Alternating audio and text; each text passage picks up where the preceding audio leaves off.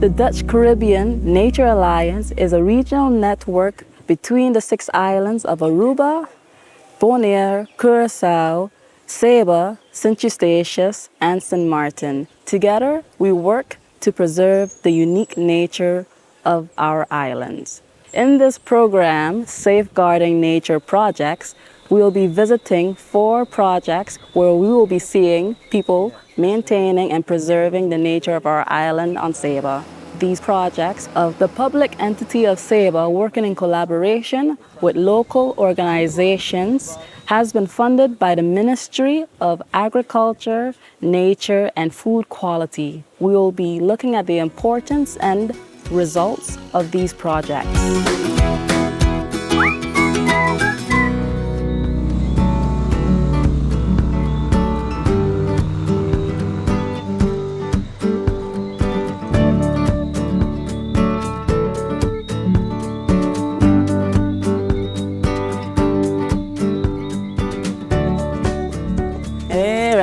Good afternoon. How are you doing today? I'm doing all right. You? I'm good, thanks. Okay, I came to see your horticultural project. Can you, for example, just show me around? Like to come see it? Yeah.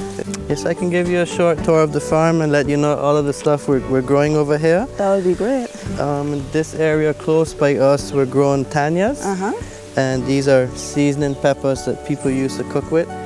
And if you look over in that direction, yeah, we have some thyme growing. And in the lower area, I can show you, we grow some corn, cabbage.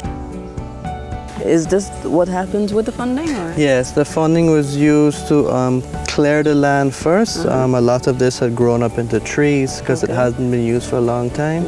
So we came here with a crew of men that works with the government, and we cleared all of it. We got it ready to farm, and then we fenced all of it to keep the goats out. Okay. So all here is all sweet potato. Yeah, this area is sweet potato. And if you look over there, you can see some more cassava. Okay. And we have some sweet potato up here too. Could you explain us the importance of it? Well, at the moment, as you may have noticed, the majority of food that comes to Saba all has to be imported. So our hope is that once we can continue growing more food like this locally, we can cut back on the imports. And when it's grown locally like this, we don't use a lot of pesticides or chemicals like big farms use. Exactly. So it's a better price and it's a better quality.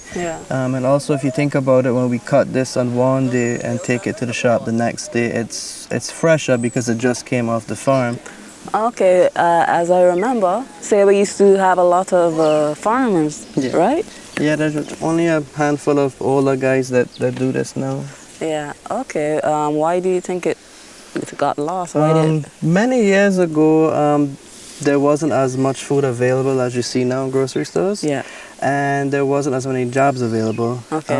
Once there became more jobs available on the island and there was more tourism, they also started the oil refineries into Curaçao and Aruba.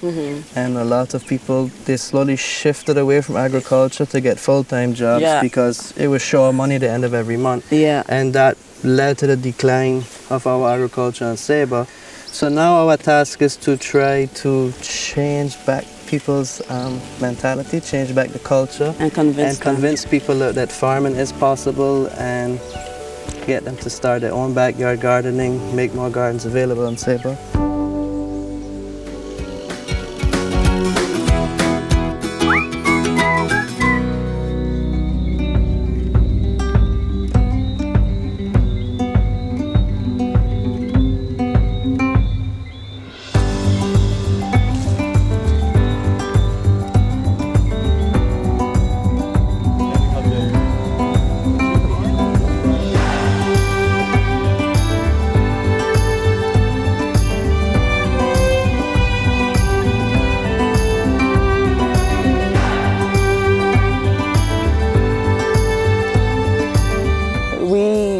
hiked the Mount Scenery for a short while.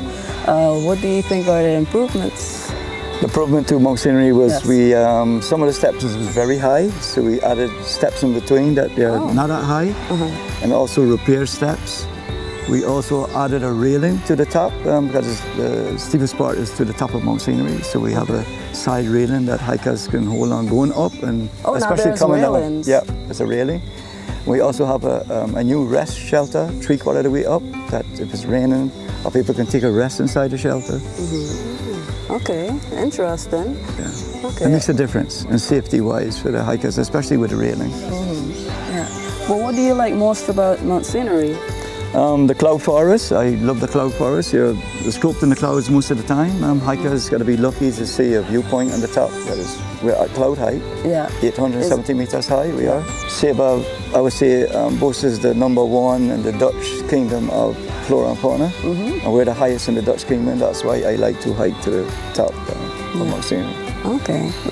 I think sometime you told me that there's about 700 different species, right? Probably over 700 different species of plants on Saba. Comparison to the size of Saba, 5 square miles, 870 meters high. There's more flora and fauna here than any part of the Caribbean of the world for the size of the island. For a 5 square mile island, that's really amazing. Amazing, yeah. Wow. Huh? Saba racer, black racer, brown racer. Instead they call the red belly racer. It's very relaxed. But it doesn't bite, right? Well, if you try to get your hand in there, anywhere around the head, it probably would bite. Yeah, but the teeth is so small and fine that it wouldn't do you any damage. Okay. Okay, he's not going to do you anything, just stand for you.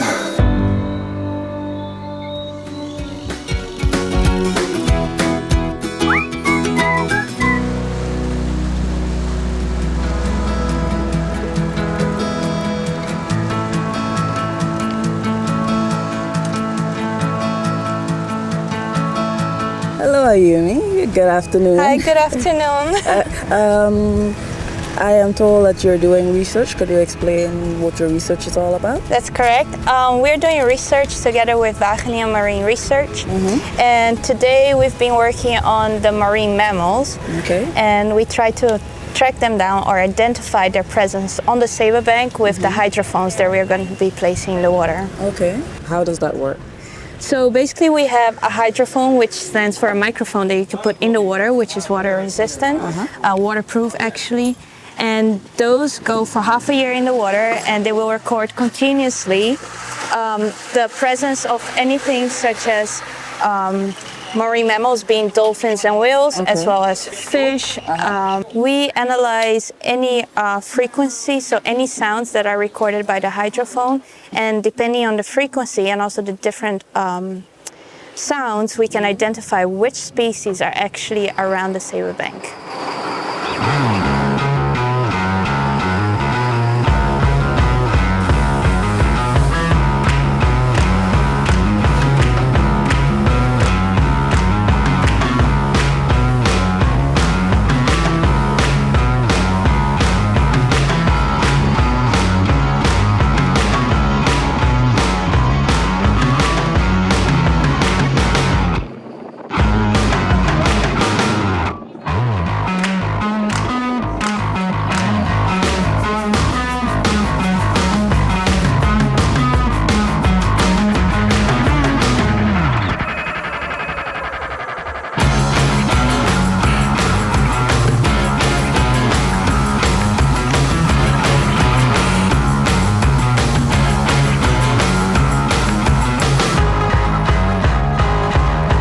We have a whole team working together to place the hydrophone that I talked earlier about.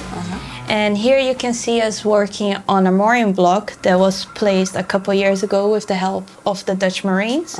That one's been sitting there now for a while, and every time we go back to the same spot to place the hydrophone. And the hydrophone here is brought down with 2 concrete buckets.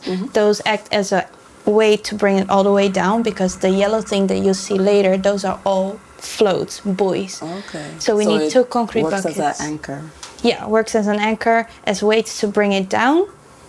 And here we're placing zip ties with rubber on the mooring pin, because it's made out of metal. And if you place 2 metals together and it starts banging, it will influence the recording of the hydrophone. Could you explain to me what is the importance of the project for the island of Saba? So since 2015, Saba has been established as the Yarari Sanctuary, which stands for the Marine Mammals and Shark Sanctuary. Okay. And for us, that's kind of a top priority to know which marine mammals and sharks are actually present on the Saba Bank, and that's what this research is contributing to. By getting more tourists on the island, if we have the opportunity to do whale watching, these tourists will contribute to the economy of Saba. So it'd be possible to go with the tourists to watch the whales? Exactly, correct. But we still need to know which ones are there. Okay, so you still need more. That's why you are trying to acquire all the information that you needed. Yes. Okay, very nice. Yeah.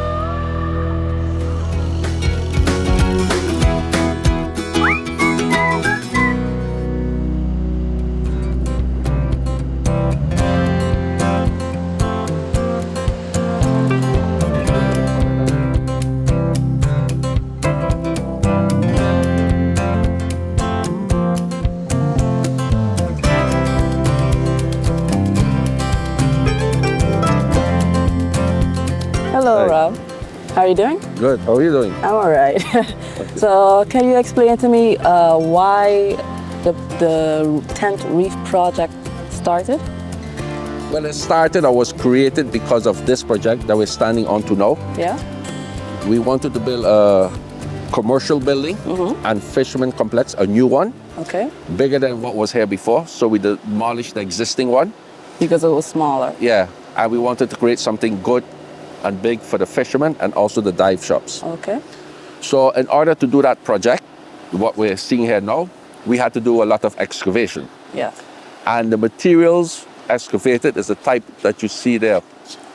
It's a reddish, brownish type of material. Yeah. Nothing grows in it. It's just like dead material. But we had nowhere else to put the material besides close by, which is on the road, the ground road to Tent Bay. So we stored it there for a time being, but we knew that we had a danger, so to say, because of the tent reef. If waves, big waves came ashore because of hurricanes or severe storms, it would take the ground out and deposit it in the sea. Yes. And most probably by tent reef. And that would damage the reef, and then the dive place would be destroyed. And then, you know, it's a very famous dive area.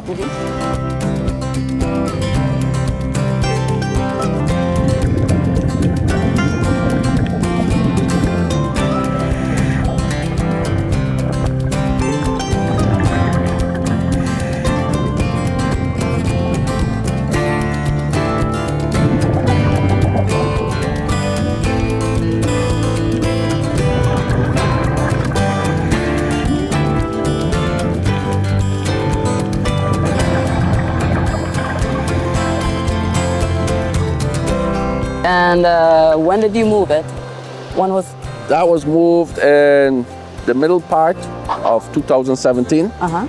And we kind of just moved it in time because about a month later, approximately a month later, hurricanes Irma and Maria passed by, which took some material out, but it's a good thing that we moved majority of it, about 90% of it. Yeah. So the amount that went into the sea couldn't harm the dive site. Okay, that's good. And where have you deposited it now? We deposited at two different locations, both in Zionsville, the village Zionsville. One for part of a cemetery, and the other part was moved to the airport to help fill up the gullies and the ditches at the airport. Yeah. Okay. And it does not have any effect on the airport, on the nature, not the airport, no. Where it's put is a safe place. In closing, I would like to say that I had a great time participating in these projects. All of the people that I've met so far, they've done a wonderful job protecting and maintaining the nature on the island of Saba. Together, we hope that not only you, but our future generation can enjoy the unique beauty of our 6 islands, Aruba, Bonair, Curaçao, Saba, St. Eustatius, and St. Martin.